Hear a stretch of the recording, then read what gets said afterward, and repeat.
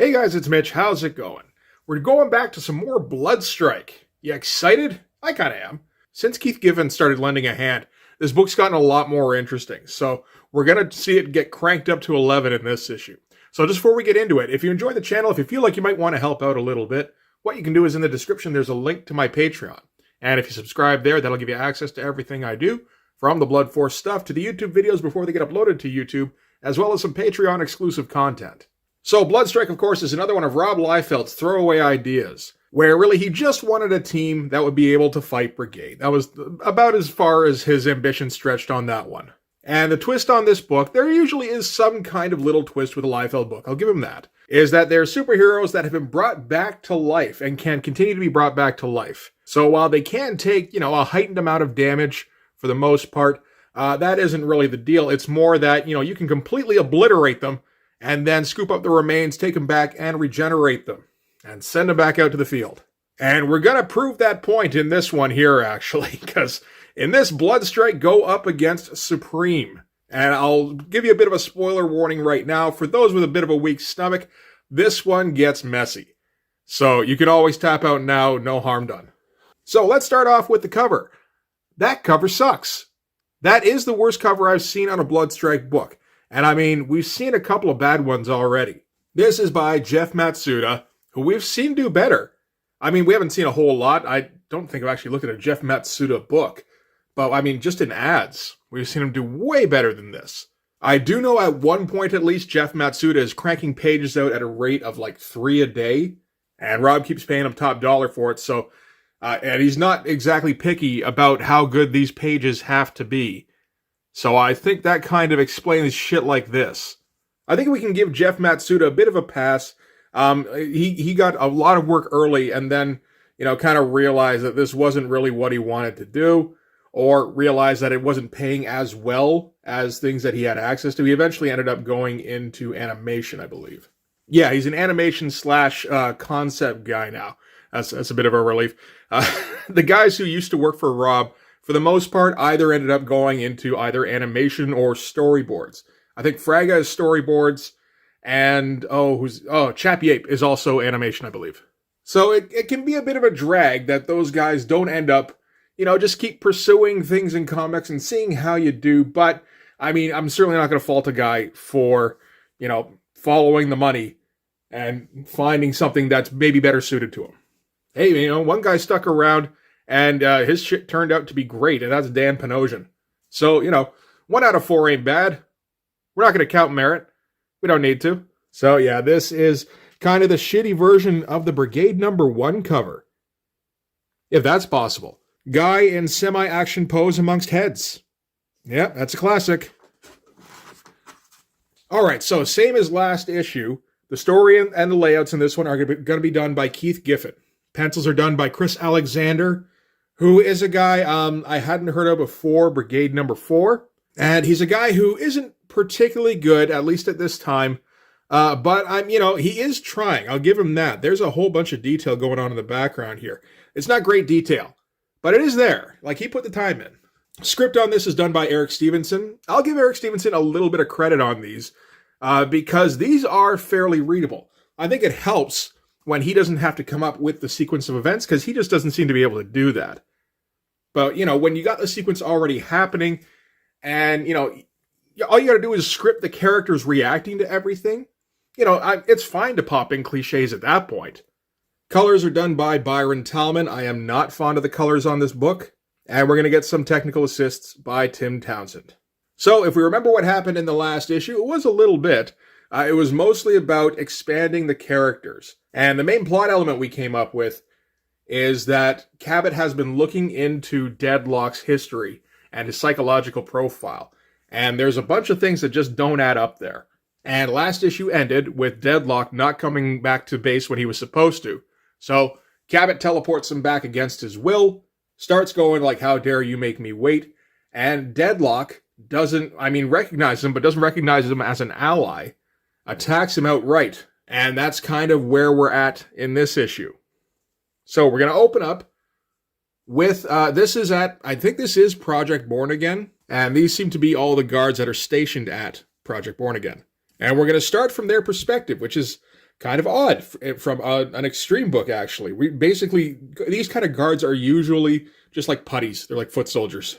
So they're all rushing down to an emergency situation. Something is making a pretty big racket in one of the rooms here that they're going to have to respond to. And they're kind of debating whether or not they should proceed. And yeah, maybe they should hold off a little bit. So Cabot and Deadlock are going at it, and they're tearing the facility apart doing it. Decent enough double splash. Like, it's okay. Like the setup is fine. The finish is not quite up to snuff, but it's not terrible either. And that's kind of where we're at with Chris Alexander at this point, I think. But given that I believe Keith Giffen is usually a pretty strict 9-panel guy, I have to assume that he was requested to throw in the odd splash here and there. Or, I mean, he might have just been something he took upon himself, kind of reading the room and going, okay, my usual shtick is not going to work here. So things are going to get bloody right from the outset. Cabot kicks Deadlock off him. I kind of like this shot, actually. You do get a little bit of impact. It's nice. Deadlock replies by running up and, like, swiping the flesh off of Cabot's chest. Like you can see here, he's got these big patches with the claw mark. That's kind of brutal. But this is the kind of thing we're going to get from these guys now that Keith Giffen's taken over, where they're not, like, invincible. They're not even particularly sturdy as far as superheroes go. They can take damage pretty heavily. And to illustrate again, when Deadlock leaps at him, Cabot's a little wounded. He wants to end this quick. And he times it so that he punches him right in the chest, punches his spine out. That's all right. You want to make a memorable shot that makes it worthwhile actually turning your comic sideways? That's a pretty good way to do it. Decent finish, too, actually. Not a lot of nice detail in that arm. Cabot kind of looks like he's maybe twice the size of Deadlock. Although we have seen Deadlock be kind of small before. Although that is mostly when Dan Frag is drawing and he's having difficulty with perspective. But yeah, no real guessing what's going on or anything. I mean, this is brought to you from the guy who wrote and broke down Lobo, right? So, and then flip to another splash page where Cabot, minus a couple of pounds worth of flesh on his chest, tells boys, all right, he's all yours. Got a big gaping hole where his chest just got pushed in. Maybe not worthy of a full splash, but I mean, the plot here isn't going to be super involved, and I think Keith Giffen kind of, left room for there to be a few splashes so he can stretch it out a little bit. And I mean, it's pretty memorable as far as these things go. I mean, I can't remember any panels from Bloodstrike 1 through 3, I'll tell you that. So the guards are ordered to sweep up the remains here and keep Cabot posted about anything that might happen during the regeneration process. And it looks like foreplay was here and could have helped out, but didn't really feel like it. She doesn't like attacking people on the same side as her, theoretically. And at that point, it's kind of pointed out that he didn't seem to know that he was on the same side. And maybe there's a little bit of credence to this theory he floated before about Deadlock having a twin brother. Or something like that. They did also mention schizophrenia. Like that he had multiple personality kind of thing. So I don't know if maybe, they're just ignoring that. They're trying... I don't know how seriously to take this twin brother idea. But anyway, at that point, Shogun approaches, tells him they've got new orders from Rome. So they don't get much of a chance to relax in Bloodstrike. Always being sent out, even if they do need to be patched up. And Cabot tells him that he's going to have to wait until he's been at least glued back together a little bit. And he's more than a little edgy about it. And so in the med bay, the doctors have replied by stapling some fresh skin to Cabot's chest here. Cabot's more than a little nonplussed. Normally, he would just go into like a regeneration tube or whatever the fuck they usually do. But since he's getting sent back out again, they're just going to, put some tape on it and hope it all holds together long enough for him to finish his mission.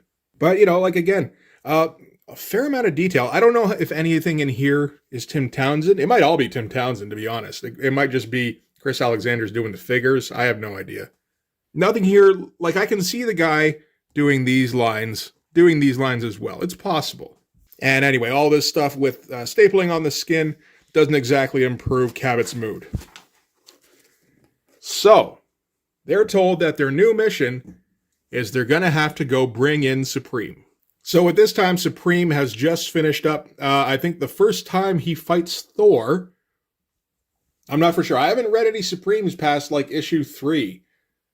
Apparently he also ran into Bloodstrike at one point and just kind of swept him aside. But Rome starts to give Cabot the rundown, and Cabot kind of cuts her off saying, this guy is 100 years old. He might have been a big deal before, but he's past his prime now. He's not going to be any kind of a problem. And we did see in Supreme that he is still very much the guy he was before, but I don't know, Cabot's just having like a moment of ego. It feels like him playing badass, if nothing else, where he's like trying to match Battlestone. And I think he might be in for a bit of a rude awakening. But anyway, they've been able to actually track where Supreme is going to be heading out to next. So they send Bloodstrike out post-haste. And here we go. They're underway. Laudable attempts at like drawing a chopper. And the shot of Shogun isn't too bad. Actually, this background isn't too bad for some mountain stuff. Like, you know, it seems like the right amount of detail. It's a little basic, but not too bad overall. I don't know about this effect with the rotors. I mean, this is pretty clearly just, I mean, either a pencil or possibly even like Sharpie. And just like taking the broadside and then doing it as a color hold. It's like, yeah, it's fine, I guess. It doesn't feel like the best way they could have done that. And the Bloodstrike team keep commenting about how Cabot seems to be in an absolutely shitty mood. So, for instance, Shogun here says, we should be approaching the coordinates that Rome gave us. And Cabot's just like, yeah, whatever, just let me know when we're going to land. And I mean, Cabot's bad mood has been kind of there since issue 4, when Keith Giffen picked this thing up. And Cabot had to attack his bathroom. And we never really did get much of an answer as to, you know, what is up with his particular, I don't know, like occasional psychosis, maybe? But whatever it is, his teammates don't know what it is either. So they just got to undertake the mission and hope everything turns out okay. So they eventually land in the Colorado Rockies. That could look better. I mean, it looks like he was trying to do something with the rendering here that just didn't work out. They do mention that it looks as though this place got carpet bombed. This little bit of an airport here, which actually looks like an airport a little bit. That's a little surprising. You know, it's all like on fire and everything. This could be an attempt at, I don't know, like scarring up the mountainside kind of thing. Whatever it is, I don't think it really works. Okay, so once they're on the ground, they start speculating about there were supposed to be some terrorists here. That was what Supreme was going to be coming in to take care of. Now Cabot's just kind of left hoping that Supreme stuck around, so his only job here isn't to just clean up his mess. And immediately, Supreme heard that and flew down. This version of Supreme appears to be a fucking nutcase. Like, previously in the Supreme comic, we've seen him, and he just kind of seemed to be Superman with a superiority complex. Wasn't really willing to be patient with people who had less ability than him, and would just often go off and do whatever he wanted. But usually, from what we saw, what he wanted was probably, you know, like, motivated from a good place. Like, he did still seem to kind of have a code of ethics. In this one, I don't know what happened, but that doesn't seem to be the case anymore. Supreme flies down. Cabot advises him, okay, you know, dead or alive, you're coming with us, kind of thing. Supreme remembers them from when they saw them previously at Dulles Airport. And he's going to kick things off with what I have to assume are, like, eye lasers or something. Given that he is just finishing up his first fight with Thor, I think he takes on some Thor powers or something in that. I kind of flipped through them like a year ago. So I'm not really for sure what happened in that. That could be maybe what he's doing here. I don't mind the first shot here, though. This is, I mean, in terms of the layouts, this is kind of a classic comic book setup for like an AoE attack against a bunch of superheroes. Shogun responds, gets up, and unloads a salvo on him. It looks as though everything ricochets off of Supreme, though. A lot of it seems like it hits Cabot here. I don't think it hits Foreplay. I think that's... Oh, no, wait, that's Tag. But Supreme, not particularly injured by that assault. Replies with more energy blasts of some kind, or maybe reflects most of the blast back at Shogun. That could be it. And absolutely tears him apart. That's a pretty great shot. With the backlighting, gets his arms blown off. All sorts of just explosions going off all around him. I like that shot a fair bit, actually. And Supreme flies up to him, goes, "You are pathetic." Which, again, harsh. Looks at him with the X-ray vision. This has got to be a Tim Townsend thing. That's rather nicely done. Takes a second to kind of figure out what he's doing. And oh man, that is actually kind of clever. Nice. But anyway, he notices that there's an actual guy in there. So opens it up like a can opener, pulls him out, and just squishes his chest. This looks like a combination of intestines and ribs that go flying out of him. As well as a big Akira-style glut of blood. But I think it's safe to say that Shogun is out of this particular fight for the rest of it. And what did I say about things getting messy? We're right into it now. So in the wake of that, Foreplay, who does have a fair couple of bullet holes in her. Okay, so she did take a bit of a hit. Tries to sneak up on Supreme, doesn't work. I think he gets her with like super breath. And yeah, we see here where he's just like a fucking lunatic. Turns around, knocks her aside, goes, "Ignorant wench, rend your limbs from your body, grind you into dust, four-armed freak," and punches a couple of her arms off. That could have been done better. It looks like she's made out of Lego. Yeah, that's a very strange shot. If you wanted to do like her arms flopping around and maybe splitting a little bit, it'd be gross. But I think that maybe would have worked better. This, not the best.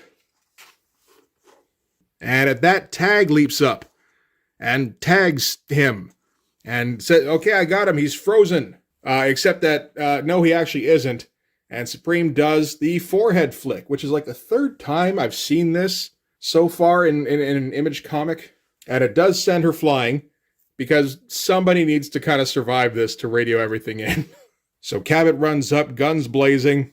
Supreme grabs his hand and crushes it with the gun in it. And then grabs his face and gouges his eyes out. And because we're not done yet, he then punches him in the stomach, blows all of his intestines out his back. You want to have superheroes you can inflict an infinite amount of damage on, Rob? Here you go. Again, not 100% as effectively drawn as I would have hoped.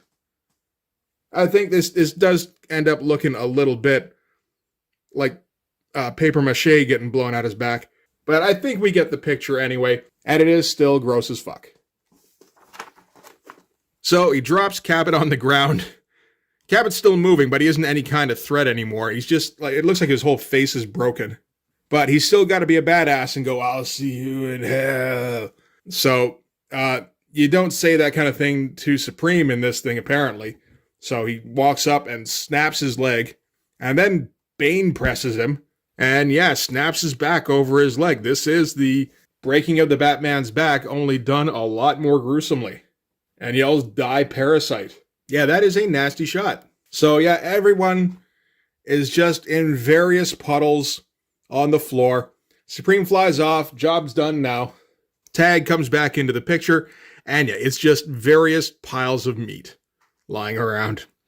And Cabot is still alive. He's alive enough to giggle anyway. That might be about all he can do, though. It looks as though he actually got split in half. Like his torso's over here while his legs are over here. So that got kind of fucked up. So we cut back to Project Born Again headquarters, where the Bloodstrike helicopter comes back in. Nice shot with all the dust flying up and everything. I like that. Nothing was skimped there. That may very well be a Tim Townsend helicopter, because it looks fairly sturdy. All the rest of the stuff in here, I don't know. That's probably that Chris Alexander guy. But overall, I do like how this ended up. And of course, I think a lot of this is down to Keith Gibbons' breakdowns. So the guy running the joint, we don't actually get a name here, I don't think. Although my guess is this is either Graves or potentially the guy that was in Prophet. What was his name? That was Omen. Apparently, this guy looks a little bit like Omen, so it's possible. And I just found out that Bloodstrike apparently crossed over into Prophet during issue 3 and I think 4 as well. So, I don't know. You miss all these crossovers, apparently, if you ignore all of the worthless spin-off books. But then again, I would have thought this was a worthless spin-off book, and no, it's quite entertaining so far. So yeah, I'll assume this is Omen. Omen asks the guard guy, so do we still have a team left or what? And the guard's like, kind of. And, you know, it just looked like they've been run through a meat grinder. He's like, really? I can deal with that.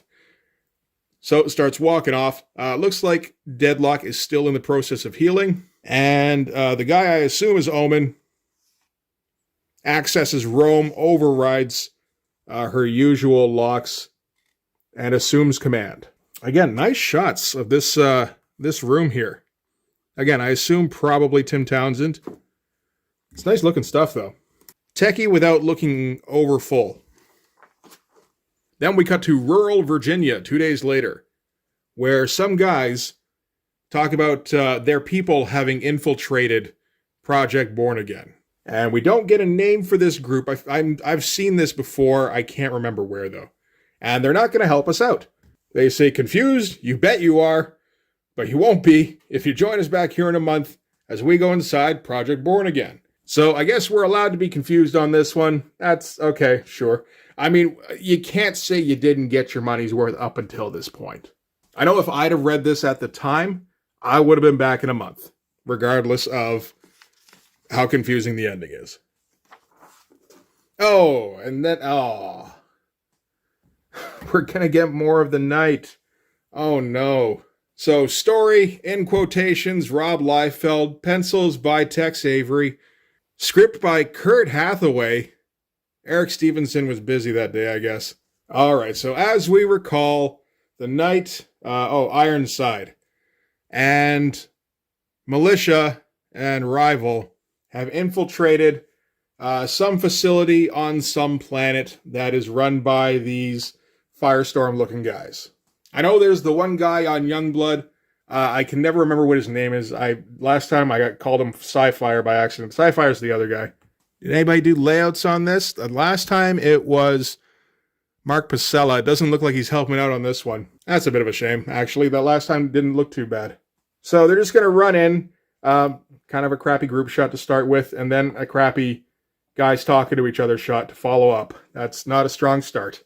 But again, I'm reasonably sure that Tex Avery has no experience before this little sequence of backup features. Like, we can't expect it to really be good. So if something stands out, that's one thing. If it's, if it doesn't look good, I mean, that's just to be expected at this point. So the Knight determines that they've been detected somehow.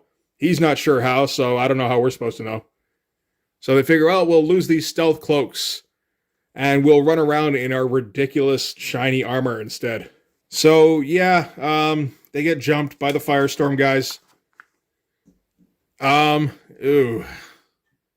That's not a great everybody gang up kind of shot. And, yeah, like, nothing in here is very good. I feel bad for guys like Tex Avery. By the way, that's not his name. If he's watching, sorry, man. I'm just having a little fun. But, the guy comes in and he's got a bit of talent, has no experience, and hasn't picked up a whole lot. Usually with guys like this, you want to pair him with a more experienced guy. Give him, like, a light workload, drawing, fill in pages first, I would say, even before getting a backup feature. The odd pinup, something like that. If you got something like, the Marvel Handbook to the Marvel Universe, something like that, then you can get them drawing those, like the profiles. That's like an ideal thing to put a guy on. The problem is this is Extreme in 1993. All the guys you got to learn from are guys like Jeff Matsuda, Dan Fraga, Merritt Michaels, Mark Pasella, Dan Panosian. None of those guys at this time are any good. So, he's probably hanging out in some, communal office kind of thing, going, yeah, look at this shot of Rival. Doesn't that, and, what's Dan Fraga going to say if he comes over? It's like, yeah, I can't do much better than that, sure. But yeah, it's just fight, fight, fight. This is a typical Liefeld story where nothing really happens. They get jumped trying to infiltrate this station. Except that they run across a battle cat. And they probably don't have to worry about copyright infringement because nobody gives a shit about this character. And Rival is able to destroy it by summoning his life force and using his scanner, his little mechanic eye, to focus everything and then just shoom, literally. I can totally see somebody imagining this and going, yeah, and then he just summons his energy and the eye thing, the eye patch thing cracks under the pressure of all that power. Dude, it'd be so awesome. And it's like, that's all they had for this entire sequence. And then they win, and then they're confronted by Davros, who is somebody that Ironside worked with before. And turns out Davros is a tiny little action figure floating around, and they are shocked. What would you think if you saw a tiny little action figure floating and like announcing your doom? That'd be like, well, shit. And like with light up hands too. I bet he has that action where like if you press a button on his back, like his torso rotates and he does a spin punch.